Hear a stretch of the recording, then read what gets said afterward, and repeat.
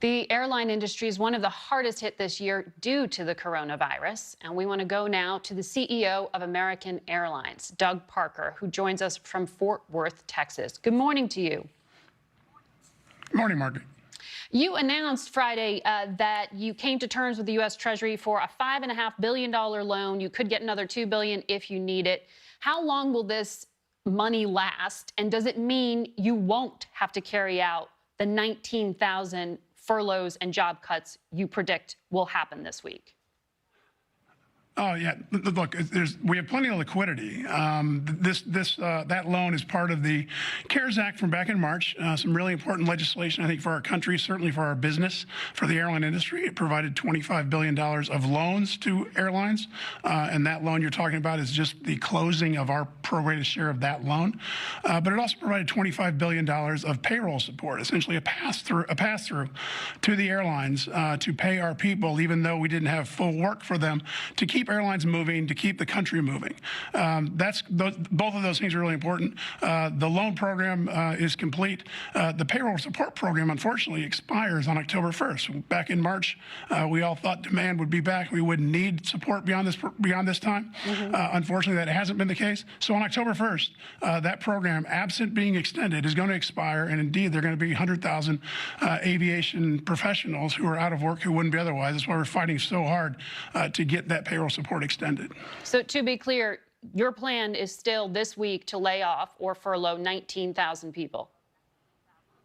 Our plan, actually, is to get Congress and the administration to come together and get the COVID relief package passed that will include support and extension of payroll support. Do you have any reason to believe that is going to happen?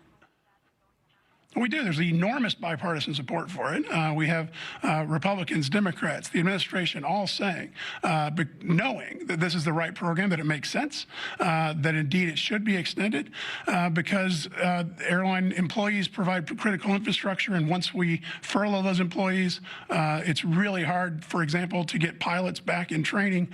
So once we've furloughed and shrunk airlines, our ability to continue to provide service that's needed to pull the economy back out of this is going to be severely hampered. So yeah, there's enormous support for it.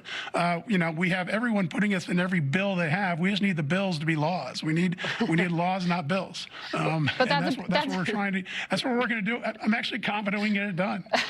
I'm glad you're confident, because hopes, and as you're laying out there, I mean, Congress is just completely stalled on this. Did the White House give you an assurance that they will step in and give some kind of emergency aid to you if Congress can't deliver by September 30th? Well, the president said he's interested in doing executive order if it makes sense. We think the better plan is to get legislation passed between now and then. We really do believe it can happen. There's certainly not much time left, but there's enough time. Again, oftentimes a deadline like this is what is needed to get action. We're hoping that's the case. We're letting everyone know that this is a real deadline. Indeed, 100,000 aviation professionals are going to be out of work come October 1st if we don't get people to come together. We're really hopeful they can. Again, we've been told by all sides that they are supportive of this, that it makes complete sense, that they're on our side. We just need them to work to come together and do what's best for America and for our country, and certainly for the airline business.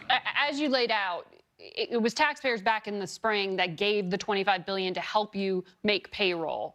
The bet at the time was that our health professionals would have everything under control by September 30th, and that is just clearly not the case. So how much money and for how long becomes the follow question here, right? I mean, how do you get customers to fly again before there's a vaccine?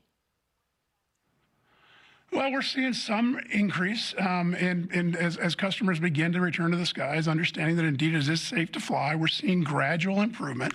The biggest thing, so a vaccine certainly would be really helpful, but in between there, having quarantines go away, having having companies bring people back into the office, returning to work, those types of things have huge impact on the need for air travel. We saw, at American, we had our revenues were down some 85% in the second quarter. They're going to be down about 75% in the third quarter. They're going to be down about 65% in the fourth quarter, and that's better than most companies. But it's still down 65%. So it's a gradual return, but having revenues down 65% 9 months later is a big problem. All right, I'm sorry, I'm out of time. I got to leave it there. Good luck to you, sir.